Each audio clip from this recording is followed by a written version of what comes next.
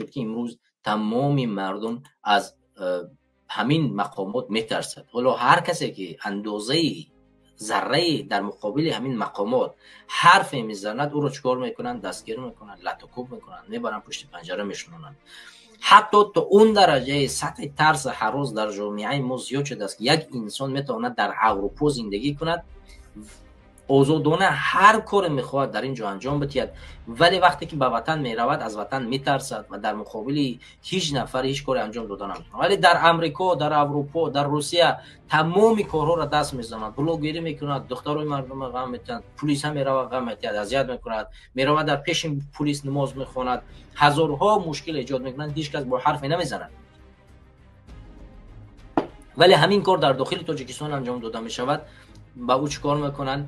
اتهام وارد میکنن، با او تهمت میزنن، با او پرونده باز میکنن، میبرن زندانش میکنن. حتی اگر در خارج کشور هم نیست، اندک تنقید کرده در مقابل همین مقامات، در مقابل ملیسای تاجیکستان، فردا به سر خانه هم میان میرن. یکی از نمونه مثالش بیاید، یک نوار چند روز پیش به شوخی و هزل در شبکه‌های اجتماعی نشر شد که این مسئله بسیار وابسته عمیق دارد به برنامه ما. اگر که ما هفته بعدی مشکل داشتم که نمیشد ویدیوها را به نشر گذاشت، ولی این هفته هم کوشش میکنم اگر مشکل داشت با من خبر کنم. خب این یکی از نوارهایی است که در شبکه‌های اجتماعی نشر شدگی است. اگر شما بدونید به اسم شهرام، در پخش مستقیم این بچه که میبینید بچه‌های زیاد در داخل تاجیکستان هستند و این نفر در امریکا زندگی میکند و بسیار در امریکا مسخره بازی میکند، تمامی کارهای غیر اخلاقی که هست انجام میدهد و نوار میگیرد، بلاگری میکند. خب دیگه زندگیش از روی همون پیش میبرد، شاید به خوبی به شوخی به این درجه پیش میرود. حالا کارش به مقامات تاجیکستان نیست، ولی در امریکا هر کاری میخواد میکند، شوخی میکند، گاه وقت حقارت هم میکند که دور از اخلاق است، ولی هر کاری میخواد انجام میدهد. یگان مقام امریکایی به این هیچ گپی نمیگوید و این حتی از همون مقام‌های امریکایی ترس هراس هم ندارد. هر کاری که میخواد انجام میده چون میدوند که آزادی وجود دارد و برای او هیچ چیز تهدید نمیکند. بیا ببینید که در مسئله مقامات تاجیکستان چی میگوید. اگرچه این مسئله شوخی است، این نفر شوخی کرده بود در این پخش مستقیمش، ولی به حقیقت تاجیکستان ربط دارد. اگر آواز نباشد برادران مرا خبر کنید، چون میتواند مشکل آواز باشد.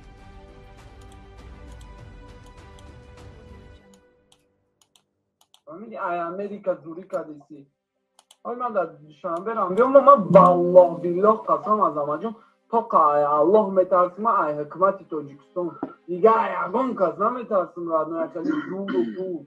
حتی قای ملیسای تاجیکستان میترسم تا آخر نه الله چیزا سخت گرفتگی. شما دیدید میگه که من تنها از الله میترسم و از ملیسای تاجیکستان میترسم. حالا تا کجا صدو در شما را من ایران نمیدونم.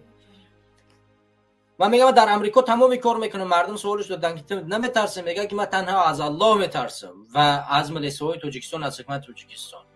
در برابر ترس از الله علاوه میکنه ترس کی را؟ ترس ملیسای تاجیکستان.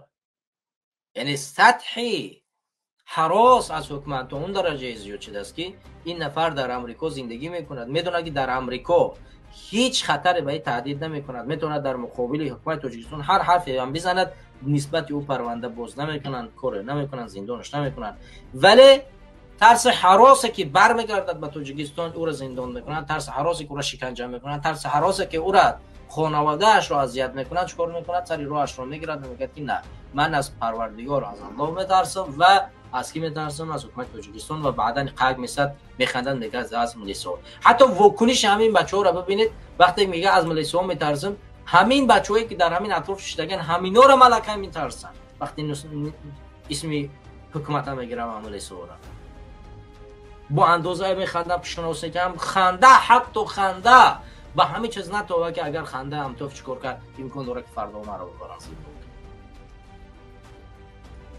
وقتی که ما میگیم که ترس هراس حقیقت داره و واقعا مردم از امروز از حکومت میترسن، این مسئله است که خود این مردمی را آشکار میکنن، خود مقامات اونقدر فشار آوردن که اونقدر سخت گرفتن که جوانان حتی حق حرف زدن ندارن، حق گفتن یک چیز بیان کردن او را ندارن. یک نقطه رو امروز حرف میزنی فردا به در خونت میرود. نیمی تاجیکستان را امروز بس کردن. نیمی تاجیکستان امروزه حکومت تاجیکستان یک حکومت چیزی است، امنیتی چیزی است. در یک خانواده 3 نفر باشه، یک نفر امروز بس کرده.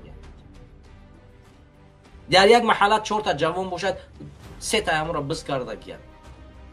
اون روز با یک برادر صحبت کردم که تاجیکستان امروز 50% بس شدگی، 50 نفر 50% برای 50% دیگه کوشش میکنن، 50% دیگه را برای زندان کنن. یعنی تو اون درجه را داخل وطن ما امنیتیش است که 50 تا 50 دیگه از 50 نفر 50 از اگر 100 نفر در تاجیکستان زندگی کنند، 50 نفرش کارمند مقامات پشت پردهش دیگه است که این 50 نفر دیگه را چیکار کنه، کنترل کنه، برای زندان بکنه. به همین اساس است که یگان کار کردن نمیشود. در دوران شوروی با این قدر سختگیری هیچ کس نمیتوانست طرف ما دست درازی کند، نمیتوانست درس از قرآن ما را ممنوع کند. زیر پدول ها تمامی ملا و چیا درس میدادن و هیچ مشکلی ایجاد نمیشد. و ما میدیدیم که مسجدهای ما باز بودن، مردم نماز میخوان و میدونیم که حجاب معنی نبود و میدیدیم که روسری معنی نبود. میدونستیم در مکتب‌ها با زبان خود صحبت کنیم و مشکلی ایجاد نمیشد. ولی با این حکومتی که گویا که خودمون است، ما را میگن که ما خودکش بیگانه پروریم، ما را خودی ها کشته شدن. همین حکومت امامعلی رحمانوف که از تاجیکستان است، بسر ما را همین خودی ها زوری کردن. این خودی ها فرهنگ ما را، ناموس ما را، اعتبار ما را، توانایی ما را از بین برده شدن. وگرنه یک جوان در امریکا نشسته چرا از حکومت باید بترسد؟ کجا ترس هر روز وجود دارد؟ خب کارت رو کردن رفتن بگی، در جای لازم باشه تنقید کو، در جای لازم باشه گفتن رفتن بگی. چرا باید از مقامات تاجیکستان در امریکا